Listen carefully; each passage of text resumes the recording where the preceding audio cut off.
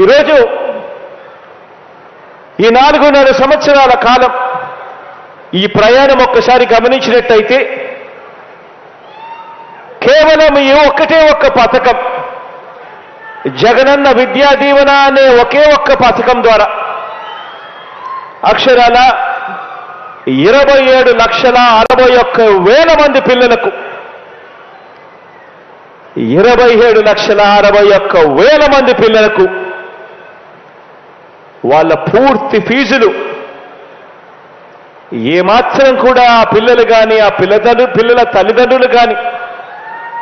ఏమాత్రం కూడా ఇబ్బంది పడకూడదు అని ఆ పిల్లల తరపున ఆ పిల్లల తల్లులు అంటే నా అక్కలు నా చెల్లెమ్మల తరపున ఆ పిల్లలకు ఒక మంచి మేనమామగా అక్షరాల 27,61,000 మంది పిల్లలకు మంచి జరిగిస్తూ కేవలం ఈ జగనన్న విద్యా దీవెన అనే ఒకే ఒక్క పథకం ద్వారా అక్షరాల ఇచ్చింది 11,900 కోట్ల రూపాయలని కూడా చెప్పడానికి గర్వపడతా ఉన్నా. కేవలం ఈ ఒకే ఒక్క పథకం ద్వారా. ఇదొకటే కాదు, జగనన్న వసతి దీవెన అని చెప్పి ఈ 4.5 సంవత్సరాలలో పిల్లలు చదువులే కాదు, వాళ్ళ బోర్డింగ్ అండ్ లాడ్జింగ్ ఖర్చుల కోసం కూడా ఆ పిల్లలు ఇబ్బంది పడకూడదు, ఆ పిల్లల తల్లిదండ్రులు ఇబ్బంది పడకూడదు అని చెప్పి ఆ విషయంలో కూడా ఆ పిల్లలకు అండగా తోడుగా ఉంటూ ఈ 4.5 సంవత్సర కాలంలోనే దీనికోసం ఇచ్చింది మరో 4,275 కోట్ల రూపాయలు. పెద్ద చదువులు చదువుతా ఉన్న ఈ పిల్లలకు ఉన్నతమైన చదువులు చదవాలి, ఆ చదువుల కోసం ఆ పిల్లలు అప్పులు పాలయ్యే పరిస్థితి రాకూడదు అని చెప్పి తపన తాపత్రయంతో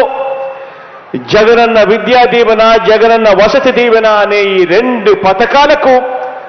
హైయర్ ఎడ్యుకేషన్లో ఉన్న ఆ పిల్లలకు మంచి జరగాలి అని తాపత్రయంతో అక్షరాల ఖర్చు చేసింది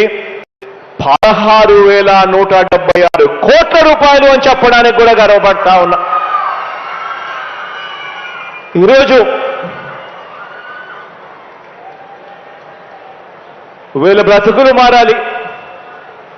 ఈ కుటుంబాల్లో నుంచి ప్రతి ఒక్కరూ బయటికి రావాలి, గొప్ప డిగ్రీలతో బయటికి రావాలి, ఇంజనీర్లు కావాలి, కలెక్టర్. చదువు అన్నది ఒక తలరాతను మార్చే ఒక ఆస్తి. మనిషి తలరాతను కానీ ఒక కుటుంబం పేదరికం నుంచి బయటికి రావాలి అని చెప్పి అనుకున్నా కానీ వెనకబడిన కులాల తలరాతలు కానీ లేదా ఒక దేశపు భవిష్యత్తు కానీ ఇవన్నీ కూడా మార్చగలిగిన శక్తి